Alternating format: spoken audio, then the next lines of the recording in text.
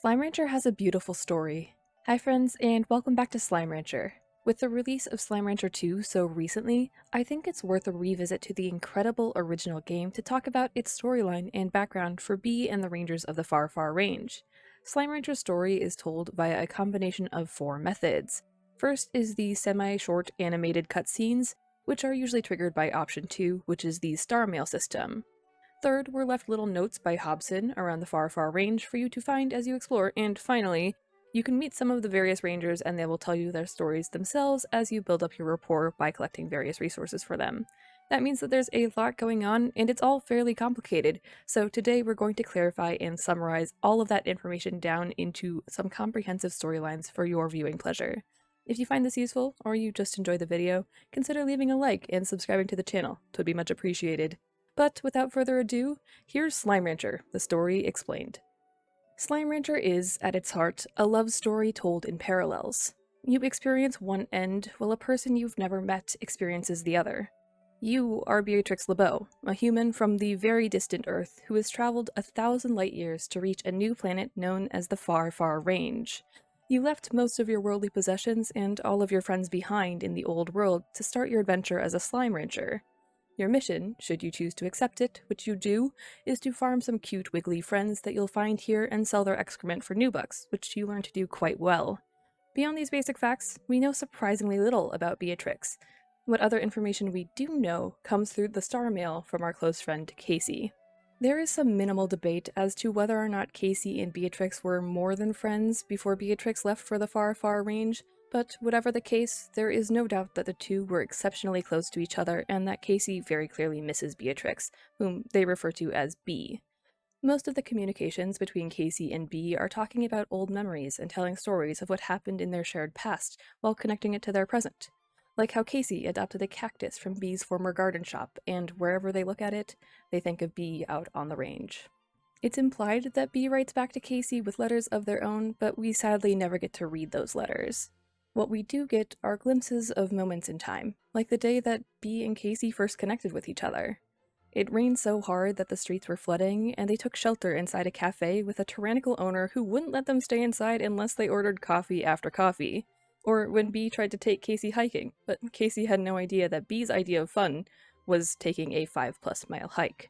Casey was very clearly developing feelings for Bee and lost their bearings on New Year's Eve in hopes of recreating their coffee shop scene from the first night. Unfortunately, the coffee shop had gone out of business and was a taco stand now, so they ate their tacos in the rain when Casey was about to confess their feelings, right as Bee told them about their upcoming trip to Africa. The two were separated for a year. Casey imagined that Bee was out on a safari evading lions and riding elephants while carrying a locket with their picture inside. Casey was in LA working on their career. Casey themselves is a touring musician who went from touring in a half-functional band that burned like a Viking to touring in London. In their year apart from each other, Bee and Casey had lost their spark, and Casey never confessed the depths of their feelings for Bee. In the end, the two split to go their separate ways. Casey moved on to their London tour, and Bee left for the Far Far Range. Perhaps their own love story was never meant to be. As Casey puts it, what we really want just so happens to be in different parts of the known universe. I mean, there's long distance, and then there's being so far away that time itself might actually function differently. Casey had a year to process those thoughts while Bee made her way to the Far Far Range and comes to the realization that what they both have now is what they really wanted all along. Casey was glad to have shared a part of themselves with Bee, and happy to know that maybe one of those stars up in the sky is Bee herself. But there's another tour coming up soon, and Casey thinks that this will be the one, and if they ever happen to find you in the crowd, they promise to sing a song for Bee. It wouldn't be the first time, after all. But there are many more stories to encounter on the Far Far Range beyond that of Bee and Casey. Upon unlocking the lab expansion and completing a trade request for Victor alongside a few other minor requirements, you will unlock the ability to interact with a well-meaning but socially awkward scientist, Victor Humphreys. Most of Victor's research revolves around a simulation of the Far Far Range, or as he likes to call it, a slimulation. By retrieving various bug reports for Victor, you'll come to learn more about Victor's personal life, or more accurately, lack thereof. Victor runs simulations for every part of his life, including his relationship with others. He's never met his colleagues in real life, although, as you continue to collect bug reports much faster than his simulation would have indicated, Victor begins to question whether or not simulations are really the best way to interact with life. Indeed, the most crucial data point is that the universe can sometimes surprise you. With our help, Victor reconnects with an old friend who shares the same love of music, and over time, you get to see Victor grow into a compassionate person who is less focused on their simulations and more focused on the world around them. Before Beatrix came along, it seems that Victor only really kept contact with one other person? Bob suspiciously only seems to really know the word chicken and strongly resembles several slimes dressed in a trench coat, but they do trade with you occasionally. And if they make Victor happy, well, they can't be too bad, can they? Fortunately, Bob isn't the end of the ranchers that you'll meet on the Far Far Range, though. Daughter to the exceptionally wealthy and successful Tatsuya Miles, Mochi Miles is a master slime rancher in her own right, having full control of the Far Far Range's unique and valuable Quicksilver slimes. Mochi has a very demanding personality and very high expectations for anyone she encounters, but with a little more interaction, you come to realize that Mochi isn't necessarily as close to her imminent father as she perhaps wants to be. Mochi's home life seems to lack any emotional depth, and her harsher personality is just a facade for a much more timid and hurt person who's looking for a real connection. Over time, she finds that real connection in Beatrix, who treats her just like any other person.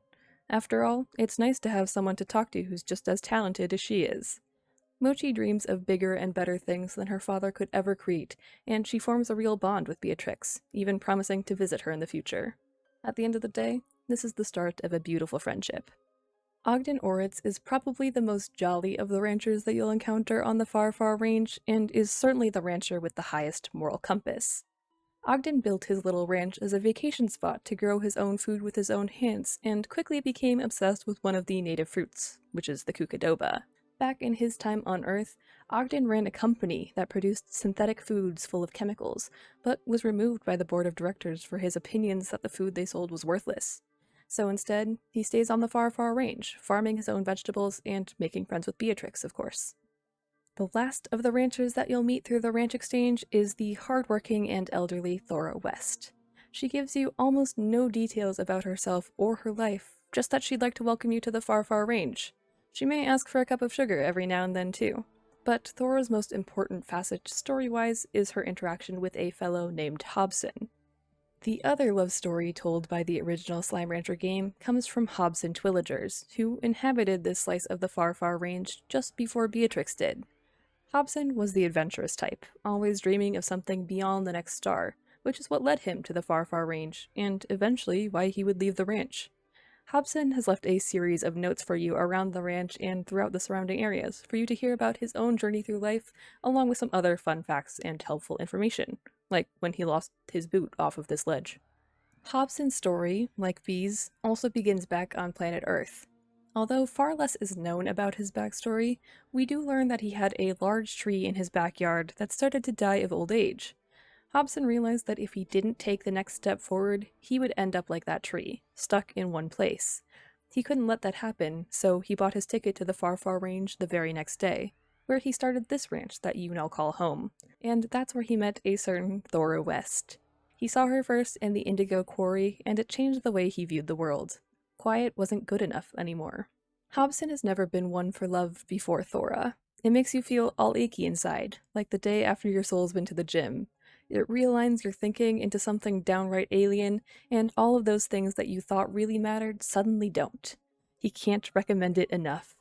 Hobson went so far to express his new love for Thora by collecting crystals from the cave in the Indigo Quarry to make a wind chime for her. He got stuck in the cave for nearly 2 days, but claims that it was still worth it.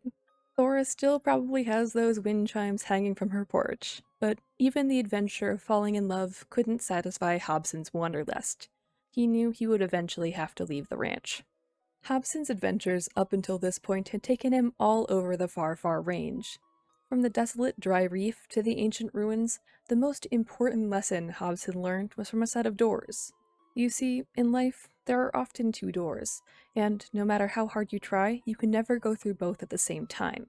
Sometimes you'll hurt for want of going through the other one, but you'll always have to choose one door or the other. Hobson's choice was clear.